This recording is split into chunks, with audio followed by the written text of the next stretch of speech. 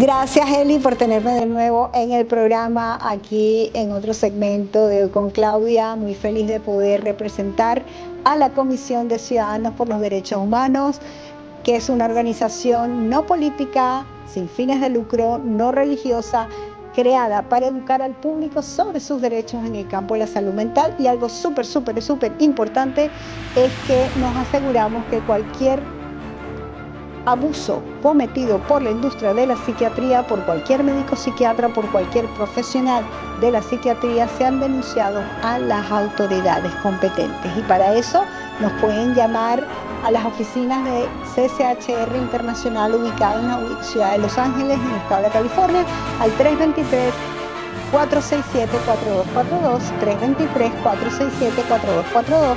Y si está aquí en el estado de la Florida, nos puede llamar al 1-800-782-2878. ¿De qué les voy a hablar hoy? Pues aquí estoy en el Museo de la Industria de la Muerte, que está ubicado, particularmente estamos ubicados en el estado de la Florida, de los cuales vamos a dar a conocer todos los paneles.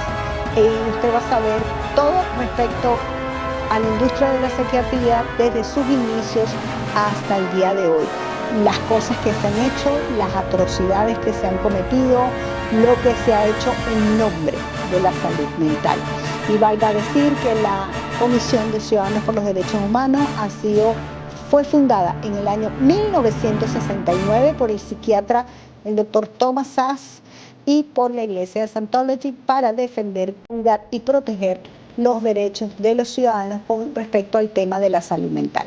Bueno, sin mayor preámbulos, aquí les invito a que nos visiten y se adentren dentro del museo, que es la industria de la muerte del Museo de PSYCHATRY aquí en Florida. Uno de los episodios que personalmente a mí más me impacta, porque es el tema de la psiquiatría en las escuelas, cómo la psiquiatría, los psiquiatras drogan a nuestros niños, tienen licencia para drogar. Si a todos nuestros niños hoy en día le diéramos pastillas psiquiátricas, ¿qué va a pasar con el planeta dentro de 20 años? Y cada día más se suman más niños medicados. Tenemos eso, hay que pararlo, hay que crear conciencia. Por favor, vea este episodio. We have swallowed all manner of poisonous certainties fed us by our parents and school teachers. If the race is to be freed from its crippling burden of good and evil, it must be psychiatrists who take the original responsibility.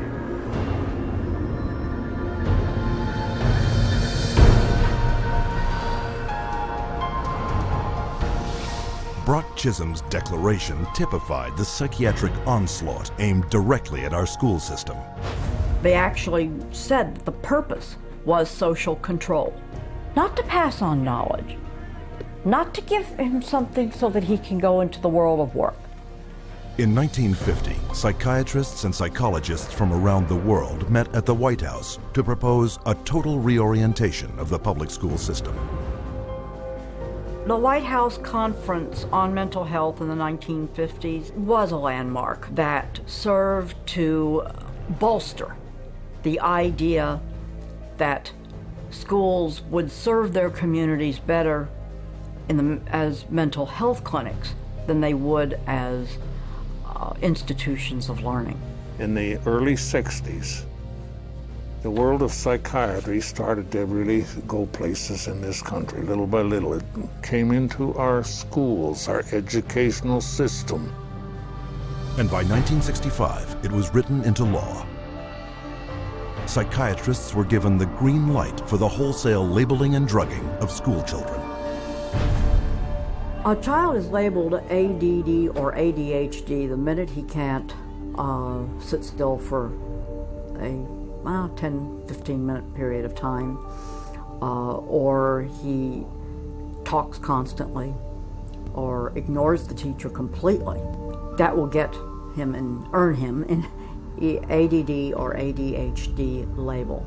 The labeling of attention deficit hyperactivity disorder, ADHD, went into full swing in 1987. Within 1 year, 500,000 American children would be diagnosed as ADHD. By 1997, that number had soared to 4.4 million. In response to widespread public alarm at this apparent epidemic of mental disease, the U.S. government-funded National Institutes of Health assembled a panel of prominent doctors and psychiatrists to explain to parents and educators exactly what ADHD was. I would like any member of the panel to describe a typical ADHD in terms of symptomatology. Mark, would you like to? Since you see them in your practice. I think the panel has been frank, and the difficulties here are immense in terms of these. It is hard. It's very hard to know how to answer this question. They cannot, even when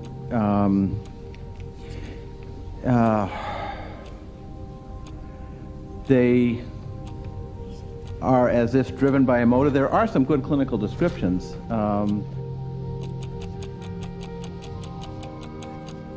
And I think, I think the part of the problem is the profession keeps changing the diagnosis.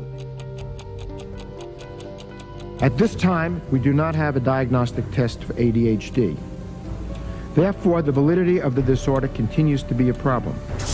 But this shocking admission did not stop school psychiatrists.